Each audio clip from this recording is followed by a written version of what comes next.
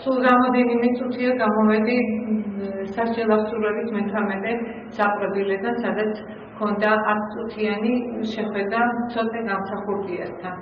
მე მინდა მოახსენო სულიად საქართველოს და არა მხოლოდ სულიად საქართველოს საზოგადოებას, არამედ ყველას, ვინც დაინტერესებულია საქართველოში მიმდინარე მოვლენებით და კერძოდ პატიმრების საქართველოში პატიმრების მდგომარეობით. გაუსაცდელი მდგომარეობაა, შემიძლია ვთქვა თავისუფლად. ამაზე პასუხისმგებელი ვარ თავად ჩემი სიტყვების მიმართ ყველა სიტყვაზე პასუხს ვაგებ.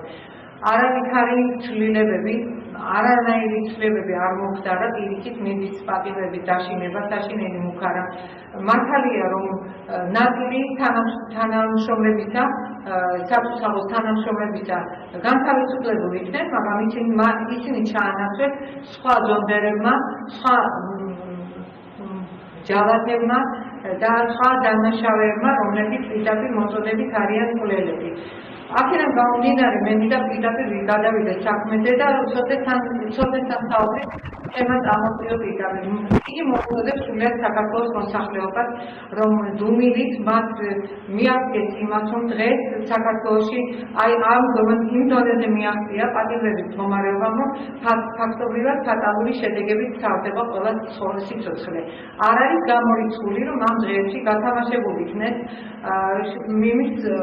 სააკაშვილის ბანდების მიერ, ტუღუშის მეთაურობით, ტუღუშისა და სააკაშვილის მიერ და აქ იგულისხმება მთელი ნაცმოძრაობის ის ბანდები, რომლებიც აი ამაში მხარს უჭერდნენ და ადრიერებდნენ არა მხოლოდ კალმახელიძეს, არამედ პარასკირა და სააკაშვილს და მის ეგრეთ წოდებულ რეჟიმს. რომ მოსალოდნელი ამ დღეებში ყველა პატიმრების მიმართ ჩატარდეს ძალიან ძლიერი და საშინელი შეტევა, რომელიც გამოიხატება იმაში, რომ ისინი ვითომ დაარღვევენ რაღაც შინაგანათებს, პატიმრები დაარღვევენ შინაგანათებს, რომელთაც შეუძლიათ იგულისხმონ იგივე შიმშილობის აქცია, ან სხვა რამ შეიძლება მათ ელემენტარული რამ გამოიყენონ მიზეზად და ამას შემდეგ უნდა მოყვებს პატიმრებზე ზეწოლა და არაზეწოლა, არამედ საპატრულო პოლიცია იქნება თუ გადაწყვეტილი ნებისმიერი ზონდერ ბანდების წარმომადგენლები და ყველა პატიმრს გაუსწორდებიან იმ საშინელი სისასტიკით, რომელსაც უსწორდებოდნენ აქამდე, მაგრამ ეს სისასტიკე განსაკუთრებით მძიმე ფორმას მიიღებს, ვინაიდან აქ უკვე მოწმე აღარ უნდა დარჩეს მათ, ვინაიდან დამფიქსირებელი არ უნდა იყოს იმ პროცესებისა, რომ მან შემდეგ უკვე აღიარება გააკეთოს იმისი, ვინ შემოვიდა და რა განხორციელდა, ასე რომ ყველაფერი შეიძლება დამთავრდეს ფატალური შედეგით, ასე რომ მოუწოდებთ ყველა მოსახლეს, ყველა მოქალაქეს და სოციალური ქსელების ძალიან მხოლოდ ყველას, რომ გააგრძელონ ეს ინფორმაცია, ვინაიდან აქ უკვე შველად ითხოვენ პატიმრები, არა მხოლოდ ცოტა გამსახურდი, არამედ ყველა პატიმარი. მე გავიარეთ 4 კორპუსი პატიმრებით, სავსე გადავწერილი არის პატიმრებით, ის 4 კორპუსი, ყველა მეთაურებოდა, ყველა ცოტა გამსახურდიას ჯანმრთელობას კითხულობდა და ამავდროულად აღნიშნავდნენ ისინი, რომ ყველა ისინი მათგან უმრავლესობა შიმშილობს. მე შემიძლია მაგალითად მოვიყვანო პირველი კორპუსი, რომელსაც პირველად ითვლება, ასე ვთქვათ, ადმინისტრაციული კორპუსის შემდგომი კორპუსი, სადაც მე-5 სართულიდან გამოსახა ბატონო ვალერი გაბელიანი და მიხა. ქალბატონო მანანა, მე ისევ აქ ვიმყოფები, ისევ საშინო და აუკანელ პირობებში ვარ, ისევ ზეწოლის მდგომარეობა, ზეწოლა მიმდინარეობს. აქ არაფერი არ შეცვლილა. ჩვენ შიმშილობა გამოცხადებული და გუშინ კი ახლა სასჯელახსოვრების ახალმა ეგრეთ წოდებულმა მინისტრმა გიორგი ტუღუშმა აღნიშნა, რომ არავინ არ შიმშილობსო. ეყოს ტუღუშს იმდენი ვაჟკაცობა, რომ თქვა, რომ პატიმრები შიმშილობენ და იშიმშილებენ კვლავ, გააგრძელებენ შიმშილობას, მათ უკვე შემოუერთდათ მე-17 საფრთხის, მე-17 საფრთხის პატიმრების გარკვეული რაოდენობა და ეს მთლიანად მოიცავს ალბათ სულიად საქართველოს ციხეებს, იმიტომ რომ დასრულდეს დღეს ის საშინელი სისასტიკე, რომელსაც იჩენენ პატიმრების მიმართ და დასრულდეს ის უკანონობა, რომელიც დღეს ხორციელდება საქართველოს მოქალაქეების მიმართ. კერძოდ, საქართველოს არიან დაპატიმრებულები აბსოლუტურად პოლიტიკური ნიშნით. არიან დაპატიმრებულები ადამიანები, რომლებსაც არ აქვს დაუშვათ თავიანთი დამოკიდებულება კეთილი დამოკიდებულება, ან კიდევ ნეიტრალური დამოკიდებულება იმ სააკაშვილის და მისი ბანდების მიმართ. ამ კუთხითაც არიან ძალით, ესე ვთქვათ, დალადობით მოძალადე ხელისუფლების მიერ, ასევე მოძალადით შეყვანილები იმ მიზნით, რომ მათ აქვს ჩადებული ზოგს იარაღი, ზოგს აქვს ნარკოტიკული საშუალება, ნარკოტიკული ნივთიერებები და აი ამ ეს არის თვითონ მიზეზი იმისა. მაშინ მოდი დავსვათ კითხვა, საიდან მოედინება ყოველივე ეს? საიდან მოდის ნარკოტიკები? სამშობლობენ იარაღის მფლობელით და ნარკოგამსაღებლებით და ნარკოტიკების მიმღებნით მოიკითხონ ეგრეთ წოდებულ პარლამენტსა და იმ ეგრეთ წოდებულ ხელისუფლებაში, რომელსაც ხელმძღვანელობს და დიდი სამბით, ესე იგი, იცავს სააკაშვილი და უწინარეს ყოვლისა გაიარა თბილისის ქუჩებში და აფიქსირონ მთელი რიგი შენობები და მათ მიერ ეხლანდელ ვითომ გარემონტებული შენობები, სადაც ოფიციალურად არის ეს პრესაშიც კი გამოქვეყნებული, რომ შეტანილი იქნა აი ამ წინა საარჩევნოდ შეტანილი იქნა იარაღი და ეს იარაღი ვისთვის უნდა, ვისთვის ემზადებიან, ვისთან ემზადებიან საბრძოლველად, პატიმრების წინააღმდეგ უნდა გამოიყენონ, პატიმრების ოჯახების წინააღმდეგ. ამის საშუალება არ უნდა მიცეთ მათ და მე ყველას მოგიწოდებ გამორჩევად კეთისა, ეროვნებისა, ასაკისა თუ აღსარებლობისა არ აქვს მნიშვნელობა. ყველა დაჩაგულები ვართ, ყველა დღეში ვართ რაღაც 3%-ისა, რომ არც კი 3%-ისა, რასაკვირველი მათი მხარდამჭერები არის 3% და მათი მომსახურე პერსონალი. ყველა დანარჩენი საქართველოს მოსახლეობის ყველა დანარჩენი ნაწილი არის ისევე იგნორირებული და ისევე დევნილი და ისევე ვიმყოფებით ჩვენ პატიმრობაში, როგორც ისინი, მაგრამ ისინი უფრო გაუთავზით სიტუაციაში არიან, მიუხედავად იმისა, რომ ჩვენთვისაც გაუთავზია მდგომარეობა დღევანდელი საქართველოში, მაგრამ იძულებული ვართ ავიტანოთ სწორედ იმ პატიმრების და იმ საშინელებების გამო, რომელიც ყველა ოჯახს აქვს თავს მოხვეული და იმის გამო სწორედ ჩვენთვის ამჟამად და საქართველოს მოსახლეობას მოსვენებას არავინ არ აკეთებს.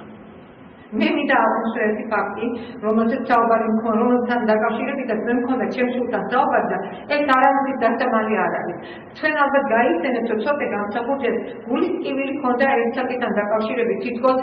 მე დავაგვიანე ცოტათვით ცოტათ მიერ გადმოცემული ინფორმაციის გადაცემა ჟურნალისტებისადმი.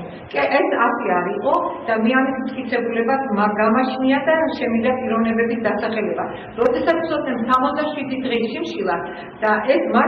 მანამდე ქონდა კიდევ ნაშიმშილები 38 დღე და მან კიდევ გააგრძელა წარმოიდგინეთ ახლა რა მდგომარეობაში იმყოფებოდა იგი და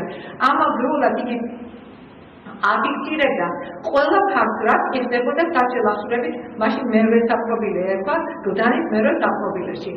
იმ ეგრეთ წოდებულ სამკურნალო დაწესებულებაში, სადაც 14-ხალათიანი ჯარათები იქ მოსამსახურე პერსონალთან ერთად, ეს იყო სოციალური სოცმუშაკები იყვნენ თუ ეს იყო დირექციის წარმომადგენლები, ყველა ერთიანად მონაწილეობდნენ აი ამ პატიმრების მიმართ მიღებულ სწავლების მეთოდებში.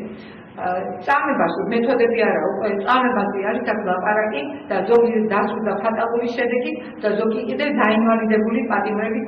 შეგვჭენ ხელში. ისინი ყველა მხილებული იქნენ ცოტა გამსახურდიას მიერ და მოახერხა და ერთ-ერთი პიროვნების მეშვეობით გადმომეცა მე დოკუმენტი, რომელიც მე უნდა გადამეცა შემდგომ უკვე საინფორმაციო საშუალებებისადმი. საინფორმაციო საშუალებები ასე ადვილი არ არის, რომ მიიღონ და შეეგუონ იმას, რომ მათზე მოხდება აი ამ ინფორმაციის გამოქვეყნებისთანავე თავდასხმა. ასე რომ მე მივაკითხე იმ ორ ჟურნალისტს, რომელზეც მქონდა მითითება კერძოდ, მივაკითხე ჟურნალი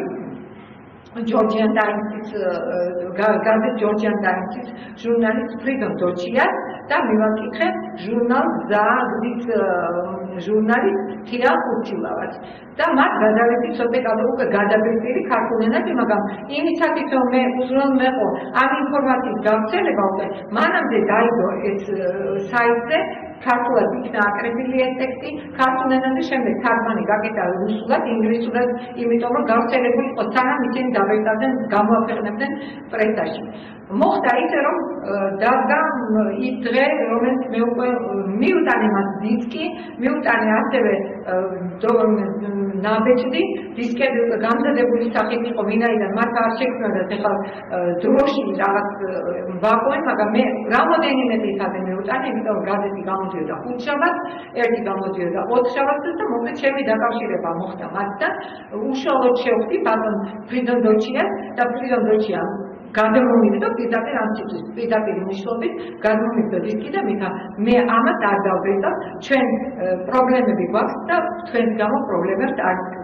დავიმატებთ. ეს იყო აი ეგრეთ წოდებული ჟურნალისტის პასუხი იმ წერილზე, რომელშიც ცოტა გამსახურდა, რომელზეც ცოტა გამსახურდა სიცოცხლე იყო დამოკიდებული. ასევე პირველ პასუხი მივიღე მე ზუსტად თია ხურცილავასთან, რომელიც შემხვდა და ასე მითხრა, რომ იცით ჩვენ ჟურნალში ეს არ დაიბეჭდება. მე როდესაც ვუთხარი მას, რომ ამაში არის ისეთი მასალა, რომელიც იხდის ბევრ პატიმარს, აი საშინელი სისასტიკისგან, რაც ხდება დანის მერე საპროფილეში. ცოტა მციცლის ფასად მომაწოდა მე ეს და ძალიან ვთქვათ დაბეჭდეთ. ჩვენ ვერ დაბეჭდავთ. მოიწმინე და შეიძლება რამოდენიმე კვირაში იქნეს ეს დაბეჭდი. მაგრამ ჩემი პასუხი იყო მისადმი ასეთი, რომ ქალბატონებია ჩვენ პორნოგრაფიის გამოქვეყნება და იქ ეგრეთ წოდებული შიშველი მოდელების გამოქვეყნება უფრო გეხერხებათ. ვიდრე აი ასეთი დოკუმენტური მასალების გამოქვეყნება და ამან უკან დამებრუნა ყოველივე ეს და ამის გამო გახდა გამოვდი ისეთ გაუყოლობაში, რომ ცოტა შექმნა შტაბილობა თვითონ ჩემამდე მოხდეობა იმ საშინელმა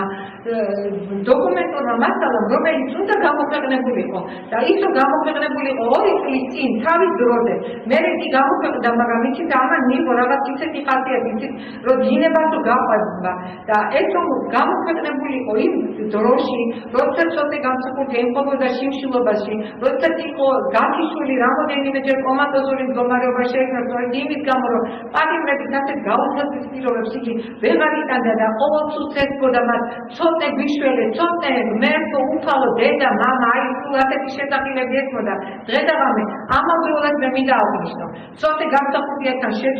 შევიდა ერთ-ერთი პარლამენტარი და ამასთანავე ერთ-ერთი მამაკაცი სამართალდამცველი ან ადვოკატი რო ვთქვათ და მათ გამოიტანეს აი ასეთი ამბავი, რომელიც შემთხვევით ძალიან შეურაცხყოფელი იყო, რომ იცით რა, ცოტა გამსახურდიას მე მგონი ეს ყველაფერი ეჩვენება. დღეს ის ხალხი გამოდის ტელევიზიით და ყველაზე მეტ ისინი საუბრობენ. ყველაზე მეტად ისინი ცდილობენ, რომ წარმოჩინდეს საზოგადოების წინაშე, რომ თითქოს ის მათ ყველაფერი იცოდნენ და ისინი დიდი ხანია იბრძოდნენ ამისთვის. ხალხო, იცით რა, აი ამ ხალხისგან რაც უნდა მოელოდეს, რომლებიც მხოლოდ იმისთვის იბრძვიან, რომ თავისი პიარი გაიკეთონ სხვისი უბედურების ხარჯზე. მე შემიძლია რამოდენიმე ასევე სასულიერო პირი დავასახელო, რომელსაც ერთი არის ქაშვეთის ეკლესიის წინამძღვარი იყო და რომელიც მე გამშენებული ჯვრით დაჯილდოვდა, მამა დავითი, მეორე გახდა ჯვრის მამის წინამძღვარი გახდა და მესამე გახდა ერთ-ერთი ის რომ ტაძარში არის ამით, მაგრამ გვარია მისი გულაშვილი და მათ სამიო მაგიარეს თუ არ ჩავთვლით ერთ-ერთ მიტროპოლიტს მათ შორის კიდევ და ერთ არა 2 მიტროპოლიტს, რომელიც არ უჩილებას და მე ვიცი რომ ისინი არიან უშუალოდ სააკაშვილის კი არ მსახურები, არამედ კუდისა და სოდის ოფიციალური თანამშრომლები. რომ მათ ასე განიცხადეს, რომ იცით რა, ცოტა ეჩვენება ყველაფერი. იცით რა, მოჩვენებები თუ არის, აი მაშინ ეხლა დაიწყოს მოჩვენებები იმ ხალხს, რომელსაც აი ამას უყურეს,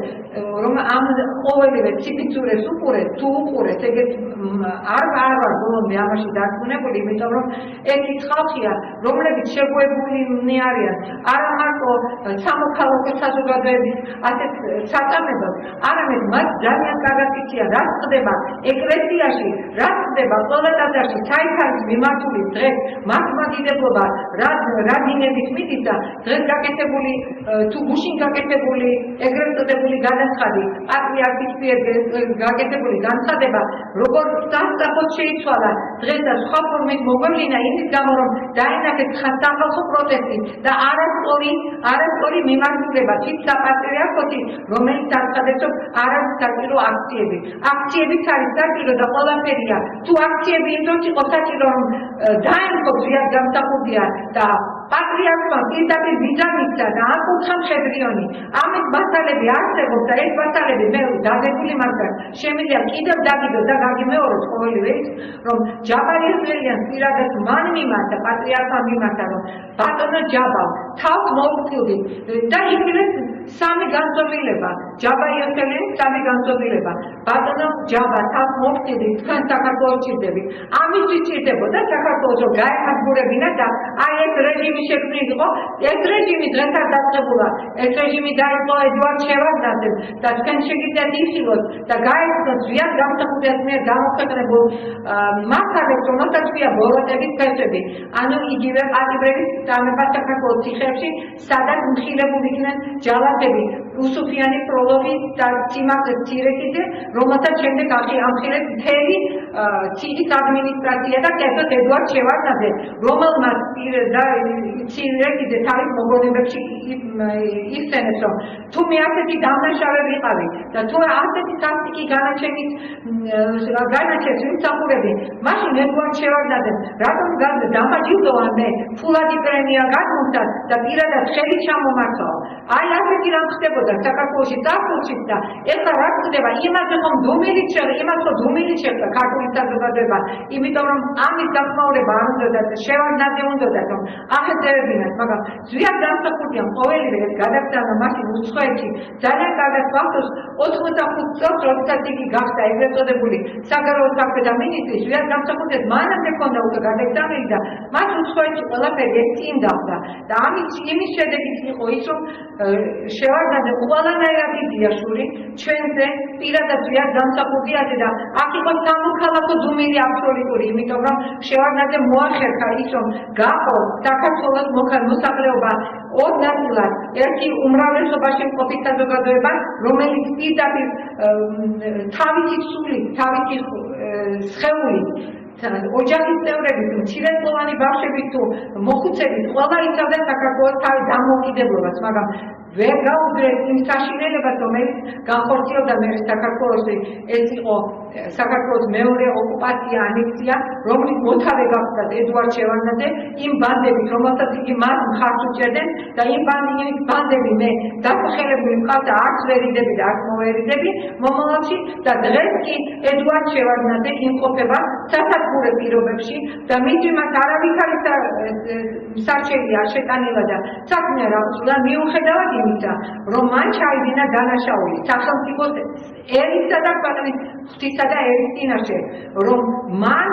დაუშვა საქართველოში უპრეცედენტო შემთხვევა არ გახლავთ, მაგრამ ყოველ შემთხვევაში მან მოახერხა ის, რომ არალეგიტიმური შევარდნაძე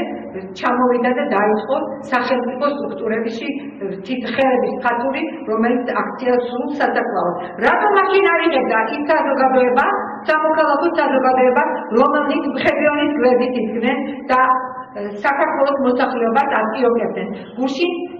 ზუგდიდში ძალიან კარგად მოგეცედებათ რა ხდებოდა და ზუგდიდის საზოგადოებას ვკითხოთ კი არა, მთელ საქართველოს ვკითხოთ. დარჩა კი რომელიმე რეგიონი საქართველოში, რომელიმე კუთხე დატოვა კი შევარდნაძემ დაუწიოკებელი, გაუნადგურებელი, გაუნდარწვარი და ვიცი მეშვეობით აკეთებდა. მისი კრიმინალური ბანდების მეშვეობით, მხედრიონიდან დაწყებული ნებისმიერი ყველა პოლიტიკურ, ეგრეთ წოდებულ პოლიტიკურ ძალას, რომლებიც ითვლებოდნენ ვითომ ეროვნულ განმათავისუფლებელი მოძრაობის წარმომადგენლებას, ყველა ყავდა თავისი შეიარაღებული ბანდები, რომლებიც იარაღდებოდნენ შევარდნაძისა და რუსეთის საოკუპაციო ადმინისტრაციის რეჟიმის მიერ, რომელსაც საბოლოოდ მიაღწიეს იმას, რომ ჩამოგვიყვანეს დაგვეცეს შევარდნაძე და მერე მარტივ აღარ მომხდარა არავითარი შეფასებების გაკეთება, იგი იყო ლეგიტიმური თუ არ იყო ლეგიტიმური, ვინსგან მიიღო ლეგიტიმაცია, როგორ მოიპოვა ეს ლეგიტიმაციას ვერავითარ შემთხვევაში ვერ მოიპოვებს, თუ არ გამოგეცა ეს კანონის მიხედვით კონსტიტუციურად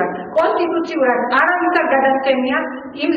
ინარჩუნებს ისევ კონსტიტუციით ის უზენაესი საბჭო და ის მთავრობა, რომელსაც კაპიტულაციაზე ხელი არ მოუწერია, რომელსაც არ განუცხადებიან და რომ ისინი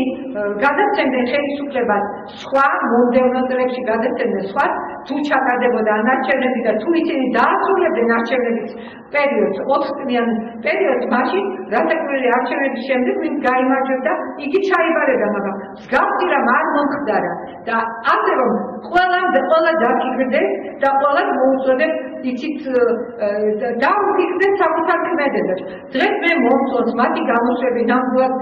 ობიექტური შემფასებელი ვარ ყოველივეთი მაგრამ იცით რა საქმე ასე არ შეიძლება რომ ერთი პერიოდი მოგწონდეს ის რასაც დღეს გმო და დღეს კი იწონებ იმას რასაც წარსულში არ გმობდი ესეთი რამ არ არსებობს ერთი სიმართლე და ის ერთი სიმართლე არის ის ჭეშმარიტება რომლისკენაც ხალი თავად მიგვიკითხებს და თავად გვეუბნება რომ ამ ხილებს ყველა და სწორედ მხილება გაგიყვანს თქვენ ჭეშმარიტების გზაზე ასე რომ მოგიწოდებ ყველა გააგრძელეთ საპროტესტო აქციები ნუ ეს იცით მოსყიდული ეგრეთ წოდებული პოლიტიკოსები იქნებიან თუ მოსყიდული ეგრეთ წოდებული სამართალდამცველები ჭყალებში სამართალდამცველები და მიჩენილი ადვოკატები შედის თქვენ საიტებზე საქართველოს უახლესი ისტორია მე ჩემთან რეკლამას არ დავუწევ მაგრამ ვინაიდან ეს აუცილებელია რომ მოიწმინოთ იქ დებთ მასალები რომელსაც მე ვაცნობ საზოგადოებას ეს ჩემი დაწერილი არ არის ამას თავისი ავტორები ერთი გახლავს ამ ჩათაურის ბოროტების პეტრები ანუ პადიმრების წამება საქართველოს ციხეებში და მეორე რედაქტორი დოქტორ ზვიად გამსახურდია და მეორე შევარდნაძის პენიტენციალური სისტემა სადაც ყოფილი პატიმარი პოლიტიკური ნიშნით იყო რასაკვირველია შევარდნაძის დევნის პირობებში ბატონი მართა ბერძენ მთლიანად აღწერს საჯელაცულების სისტემას პენიტენციალურ სისტემას შევარდნაძის დროინდელ რას აკეთებდა როგორ ხდებოდა ხალხის წამება როგორ ხდებოდა ოჯახის წევრებთან დაპირისპირება როგორ ხდებოდა ხალხის შეეკერვა ასე ვთქვათ ნუ ესეთი ის უნდა ვიხმაროთ დაჯავშნა როგორ ხდებოდა რაც მივდებოდნენ რის სანაცვლოდ როგორ ემუქრებოდნენ გაუპატიურებით მოკლით ცოლშვილის გაუპატიურებით ქალიშვილების და ასე შემდეგ შეგძანით ყველაფერი ეს იხილეთ იმ საიტებზე რომელზეც მე მიგითითებ შეგიძლიათ ნახოთ თვალიჯი მაივიდეოჯი YouTube-ზე საქართველოს უახლესი ისტორია და შემდეგ მივხვდებით რომ არანაირი განსხვავება იმ პერიოდსა და დღევანდელ დღეს შორის არ არსებობს დღეს უფრო დახვეწილია და მე კიდევ ერთი კომენტარი მინდა გავაკეთო გუშინ სააკაშვილი გამოდიოდა ბათუმში და მან განაცხადა რომ იგივე ხდება ამერიკის შეერთებულ შტატებში ისე უვეუსწორდებიან პარტიებს როგორც საქართველოში აქ უცხო არაფერი არ არის მაშინ მე ვეკითხები ქალბატონს ჰილარი კლინტონს რომელიც გახდა სახელმწიფო მდივანი რატომ მიმართო მას ჰილარი კლინტონს და არა ბარაკ ობამას იმიტომ რომ ჰილარი კლინტონი აქ ხშირად ჩამოგზავნებულა და მას ჰქონდა სააკაშვილთან კარგი ურთიერთობები ჩვენ ასე აღვიქვამთ ტელევიზიების მეშვეობით ასე გვაჩვენებდნენ რომ და ასე დარჩა მეცნიერებაში რომ ესენი ძალიან ახლოს არიან მაშინ მე ქალბატონს ჰილარი კლინტონს მოუწოდებ გახსნათ რომელიმე ციხე გახსნათ ის არქივები რომელიც მათაც აქვს და თუ შეიძლება ანალოგი იმისა გვაჩვენონ რაც ჩვენ ამ დღეებში ვნახეთ და რასაც ჯერ კიდევ ზვიად გამსახურდიას და რასაც ჯერ კიდევ მართა ბერძენზე და მისი მსგავსნი რომელიც პატიმრობაში იმყოფებოდნენ და ამ რეჟიმის და იმ რეჟიმის მსხვერპლი იყვნენ რომელიც კომუნისტური საზოგადოებიდან ისე კარგად გადავიდა ეგრეთ წოდებულ მოქალაქეთა კავშირის ხელში რომ აქ უკვე არავის არ უკითხავს რა კანონით რის საფუძველზე და ვის ხელში მაგდეთ საქართველოს და მოდით ქალბატონო ჰილარი მე პრეზიდენტის მეუღლე გახლავართ არც მე ვარ თქვენზე ნაკლებით არც ჩემი წარმომავლობით არც ჩემი ოჯახის შვილობით არც ჩემი ბიოგრაფიის მე მგონი დისიდენტური გზა თქვენ არ გაგიგებთ მე გავიარე ყველაფერი ეს მე გავიარე წარებისა და კანჯისა და გადასახლებისა და პატიმრობის ყველა ეტაპი დევნისა და შევიწროებით ყოველგვარი არაკაცობისა და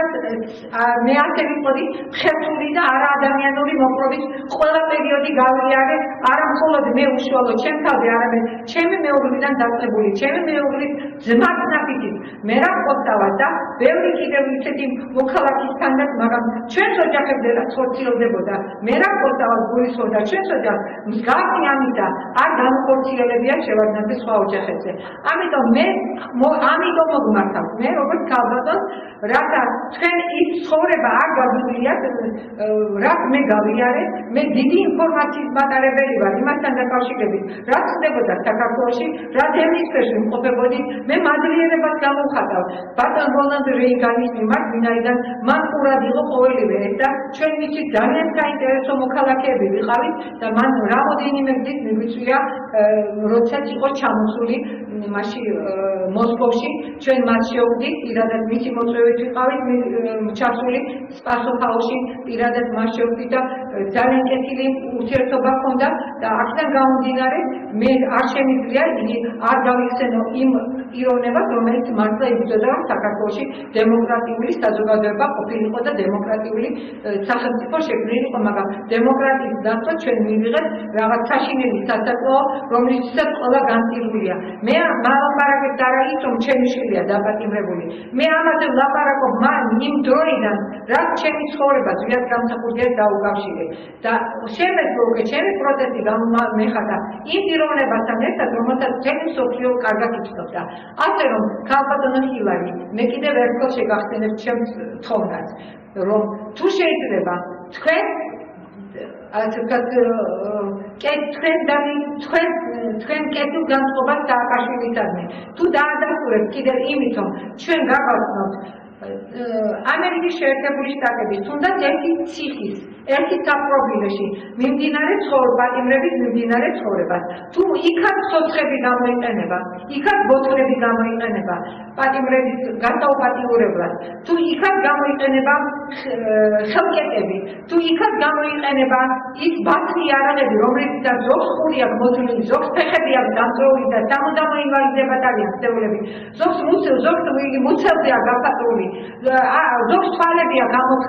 ამოთხრილი, დახრილი, უпростоრად აი ასე ვიტყოდი. თუ შეიძლება გვაჩვენეთ, რომ ჩვენ დავხსნეთ, რომ თურმე დემოკრატია ჩვენ არ გამიგია სწორად და თურმე ჩვენ არ ვართ ობიექტური შემფასებლები იმისა, რომ თურმე ციხეში უნდა ხდებოდეს ის, რაც სააკაშვილს დემოკრატიას მიაჩნია. დიდ მადლობას მოგახსენებთ, თუ თქვენ ყურადღებით მოისმენთ ამ გადაცემას და ამასთანავე თქვენ პოზიციას პირადად ჩემ შეკითხვაზე დავიდასტურებთ იმ ვიდეო მასალით, რომელიც თქვენ არქივში აუცილებლად უნდა იყოს და თუ არ არის, მაშინ სათანადო პასუხი უნდა გასცეთ პირადად სააკაშვილს იმ ცილის წამებისთვის, რომელიც მან გუშინ გაავრცელა ბათუმიდან. გმადლობთ ყურადღებისათვის.